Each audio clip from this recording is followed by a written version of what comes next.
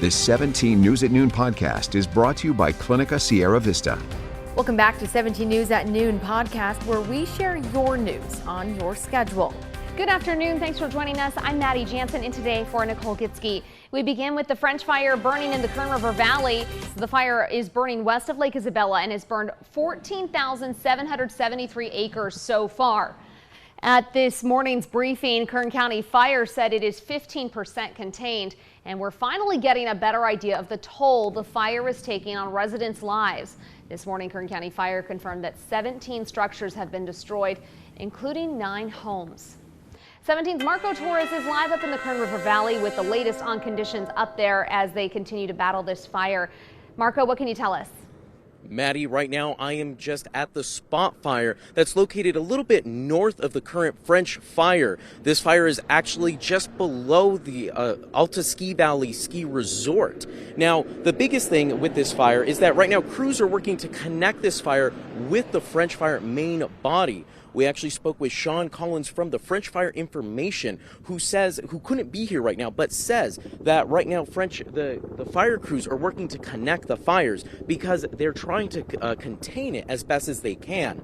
On top of that, the fires at 14,700 acres, 15% containment, and 17 structures have been burned, with 9 homes and 8 other buildings. The ongoing plan is that containing the fire will be able to protect the firefighters as well as make it easier to contain.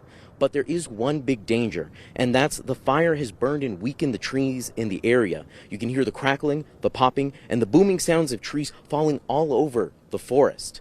From the French fire at the Alta Ski Valley, Marco Torres, 17 News.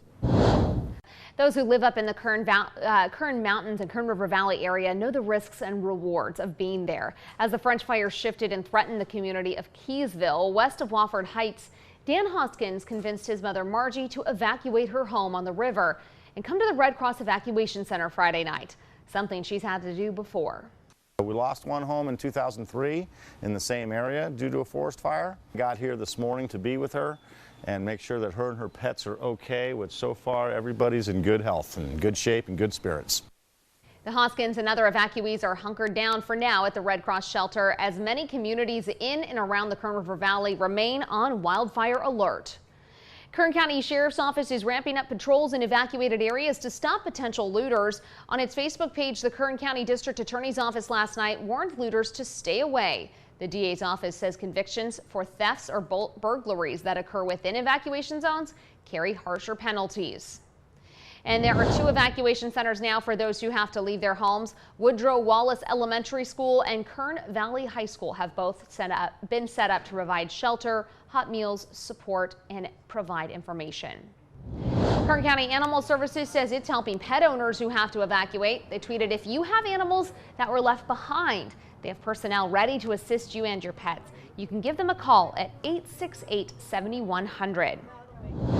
Meantime, Highway 155 is closed from Glenville to 2 miles east of Alta Sierra due to the French fire. Road closures in the area also include Nellie Dent Drive to Highway 155, Old State Road to 1.5 miles west of Highway 155, and Sawmill Road at Highway 155. In other news this afternoon, Attorney General Rob Bonta held a news conference this morning about police reform in Bakersfield. They announced that the Bakersfield Police Department entered an agreement with California DOJ. A court and independent monitor, which will be chosen by both BPD and the DOJ, will oversee a 5-year plan to review and revise use of force and canine-related policies. They will also revise how use of force incidents are reported and how officers are recruited and hired. The FDA has fully approved Pfizer's COVID-19 vaccine. This makes it the nation's first vaccine to move beyond emergency use authorization. The FDA says the vaccine will now be marketed as Comirnaty and has been approved for those ages 16 and older. Health officials have said they hope this move will lead more people to roll up their sleeves and get vaccinated.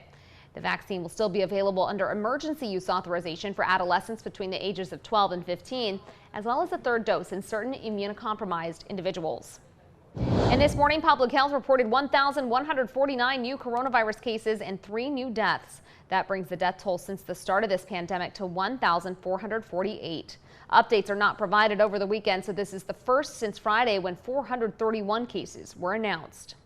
Clinica Sierra Vista is now offering rapid COVID-19 testing and COVID-19 vaccinations. Call 833-278-4584 to make your appointment. But don't delay. Clinica Sierra Vista, putting patients first. Education news now, and Cal State Bakersfield is welcoming students back to campus after more than a year of being closed. President Lynette Zalesny welcomed students and faculty on the Red Brick Road near the Get Bus terminal. It is absolutely energizing, and it is a happy day. So we're welcoming about 2,700 new students. However, I just welcomed a sophomore, and this is her first time on campus. So it is a special day for us. CSUB's campus has not been fully open since March of 2020. And we're back making news around the world. A deadly firefight involving U.S. forces at Kabul's airport added to the chaos in Afghanistan overnight, just hours after President Biden announced emergency evacuations were accelerating. NBC's Richard Engel reports from Qatar, where those fleeing the Taliban takeover of Afghanistan are arriving. The U.S. is steadily evacuating people from Kabul airport, the desperate crowds pushing to get in, causing chaos. 20 people have been killed around the airport, most in mass shootings and stampedes. Overnight, a clash outside as Afghan guards exchanged fire with unidentified gunmen. One guard was killed in the clash, which involved American and German soldiers. The crowds are slowing down the evacuations. The Taliban are generally allowing people to reach the U.S. base at the airport, but now too many people are coming. The U.S. Embassy in Kabul, which has moved to the airport, putting out this statement in multiple languages. If you do not have approval for a flight, you should leave the area surrounding the airport immediately. For your safety, the safety of your family. President Biden recognizing the challenges. There is no way to evacuate this many people without pain and loss of heartbreaking images you see on television. It's just a fact. My heart aches for those people you see. Thousands of Afghans have made it out of the airport, and the first stop for many is Doha, Qatar, including Afghanistan's so-called robot girls. These high schoolers competed in competitions around the world, won events and innovation awards. 17-year-old Ida is the chief programmer. And I have a recommendation for all the people that are still in Afghanistan or around the world. Just do not never give up and continue the things that you want. Here in Qatar, a senior official told me that about half the people that are arriving are not the kind of people who qualify for those special immigrant visas or are U.S. citizens. They are simply Afghans, economic migrants, people who took this opportunity to get out of the country and find better lives. Richard Engel, NBC News, Doha, Qatar. The 17 News at Noon podcast is a production of KGET and Nexstar Media Group. For more on all of the headlines in today's show, head to kget.com.